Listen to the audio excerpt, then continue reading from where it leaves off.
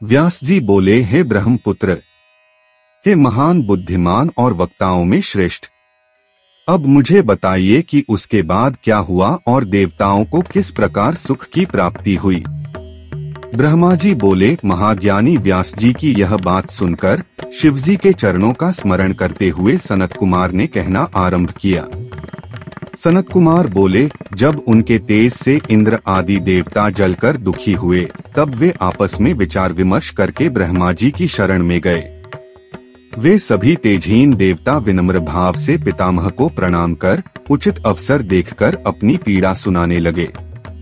देवताओं ने कहा, हे विधाता, तारकासुर के पुत्रों के साथ त्रिपुरनाथमय असुर ने हम सब देवताओं को बहुत कष्ट में डाल दिया है, इसलिए हम दुखी होकर आपकी शरण में आए हैं। आप कोई उपाय बताइए जिससे उसका वध हो और हम सुखी हो जाएं।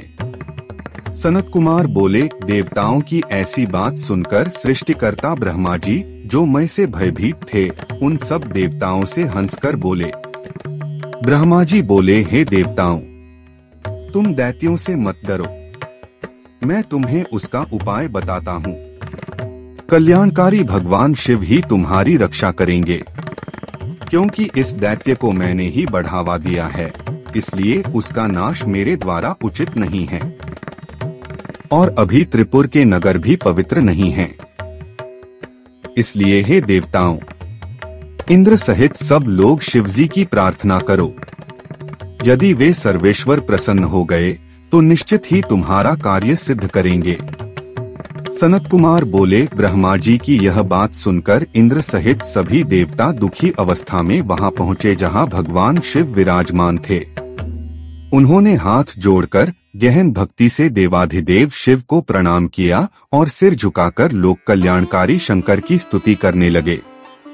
देवताओं ने कहा, हे शिव, आप संपूर्ण सृष्टि का विधान करने वाले ब्रह्मा स्वरूप हैं, आपको प्रणाम है। आप पालनकर्ता विष्णु स्वरूप हैं, आपको नमस्कार है। हे शिव, संपूर्ण प्राणियों का संहार करने वाले हर रूप, आपको प्रणाम है। आप निर्गुण और अनंत तेजस्वी हैं। आप अवस्थाओं से परे निर्विकार तेजस्वरूप पंचमहाभूतों में आत्मा रूप से विद्यमान, फिर भी उनसे असंग और महान आत्मा हैं, आपको नमस्कार है। हे संपूर्ण प्राणियों के स्वामी, शेषनाग के समान पृथ्वी का भार धारण करने वाले, तृष्णा को नष्ट करने वाले, शांत स्वभाव के और असीम प्रकाश वाले शिव, आपको प्रणाम है। हे शूलधारी, आप महादैत्यों से भरे हुए महान वन को जलाने वाली दावाग्नि हैं और असुर वृक्षों को काटने वाले कुठार कुल्हाड़ी समान हैं, आपको नमस्कार है। हे परमेश्वर, महादैत्यों का संहार करने वाले, सभी अस्त्र शस्त्र धारण करने वाले, अंबिका के पति पार्वतीनाथ परमात्मा और महेश्वर, आपको नमस्कार है।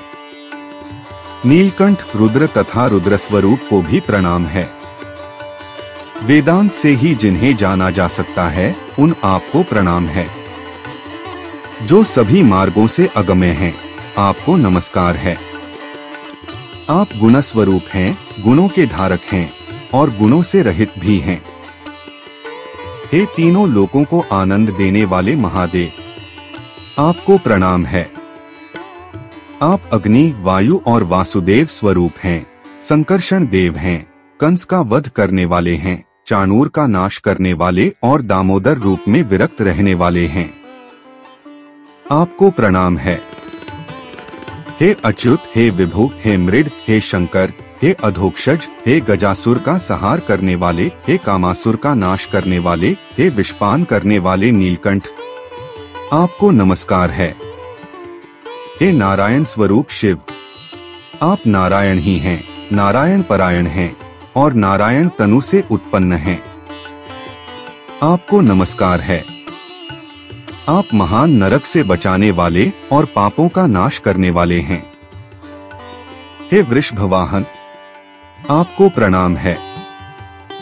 हे कालरूप प्रभु, आप अपने भक्तों को बल देने वाले, अनंत रूपों वाले, असुर समूह का नाश करने वाले, ब्रह्मण्य देव स्वरूप, गौ और ब्राह्मणों के हितकारी, सहस्रों रूप और सहस्रों अंगों वाले हैं। आपको नमस्कार है। हे हर, आप धर्म स्वरूप, सत्व स्वरूप और सत्वात्मा हैं, आपको प्रणाम है। आप वेदों से जानने योग्य और वेद प्रिय हैं। आप वेद स्वरूप और वेद वक्ता हैं।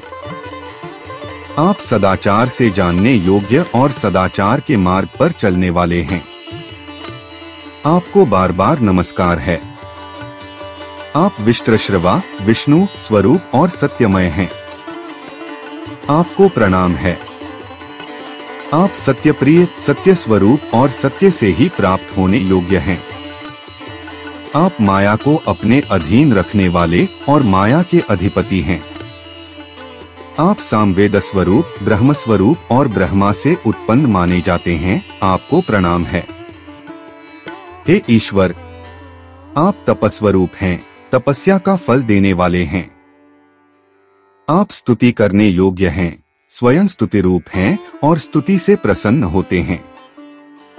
आप श्रुति धर्मों से प्रसन्न रहने वाले, स्तुति प्रिय, जरायुज, गर्भ से जन्मे, अंडज, अंडे से उत्पन्न आदि 4 योनियों के रूप वाले तथा जल और स्थल दोनों में प्रकट होने वाले हैं।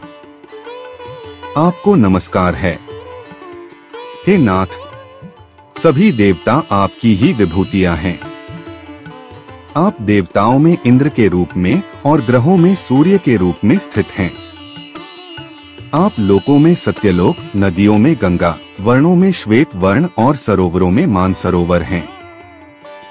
आप पर्वतों में हिमालय, गायों में कामधेनु, समुद्रों में क्षीरसागर और धातुओं में सुवर्ण हैं। हे शंकर, आप वर्णों में ब्राह्मण, मनुष्यों में राजा, मुक्ति क्षेत्रों में काशी और तीर्थों में प्रयाग हैं। आप पत्थरों में स्फटिकमणि, पुष्पों में कमल और पर्वतों में हिमालय ही हैं। आप व्यवहारों में वाणी हैं, कवियों में शुक्राचार्य, भार्गव, पक्षियों में शरभ और हिंसक प्राणियों में सिंह माने गए हैं। हे वृषभध्वज, आप शिलाओं में शालग्राम शिला और सभी पूजनीय वस्तुओं में नर्मदालिंग हैं।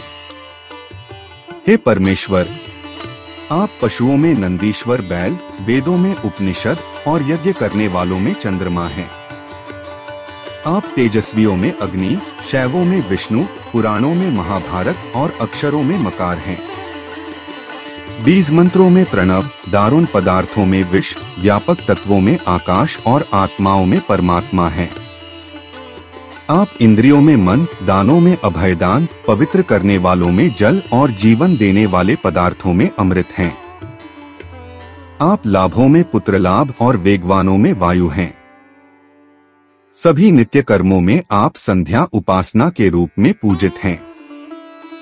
आप यज्ञों में अश्वमेध, युगों में सत्ययुग, नक्षत्रों में पुष्य और तिथियों में अमावस्या हैं। आप ऋतुओं में वसंत, पर्वों में संक्रांति, तृणों में कुश और वृक्षों में वटवृक्ष हैं। हे महेश्वर, आप योगों में व्यतिपात योग, लताओं में सोमलता, बुद्धियों में धर्म बुद्धि और सुहृदों में पत्नी कलत्र के रूप में विद्यमान हैं। आप समस्त पवित्र साधनों में प्राणायाम हैं और सभी ज्योतिर्लिंगों में विश्वेश्वर कहलाते हैं। आप बंधुओं में धर्म, आश्रमों में संन्यासाश्रम, सभी वर्गों में मोक्ष और रुद्रों में नीलोहित हैं। आप आदित्यों में वासुदेव, वानों में हनुमान, यज्ञों में जपयज्ञ और शस्त्रधारियों में श्री राम हैं। आप गंधर्वों में चित्ररथ, वसुओं में पावक, अग्नि, मासों में अधिमास और व्रतों में चतुर्दशी व्रत हैं। आप गजों में ऐरावत, सिद्धों में कपिल, नागों में अनंत और पितरों में अर्यमा हैं। आप गणना करने वालों में काल और दैत्यों में बलि माने जाते हैं। हे देवेश, अब और क्या कहा जाए, आप संपूर्ण जगत को आच्छादित कर भीतर और बाहर सर्वत्र एकांश रूप से स्थित हैं। सनत कुमार बोले, हे मुनिवर, इस प्रकार सिर झुकाकर, हाथ जोड़कर और अनेक प्रकार के दिव्य स्तोत्रों से त्रिशूलधारी परमेश्वर वृषभध्वज महादेव की स्तुति करने के बाद अपने स्वार्थ की सिद्धि में निपुण इंद्र आदि देवता अत्यंत विनम्र होकर अपना निवेदन करने लगे।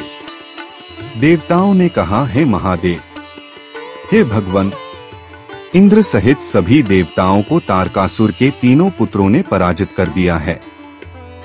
उन्होंने पूरे त्रैलोक्य को अपने वश में कर लिया है।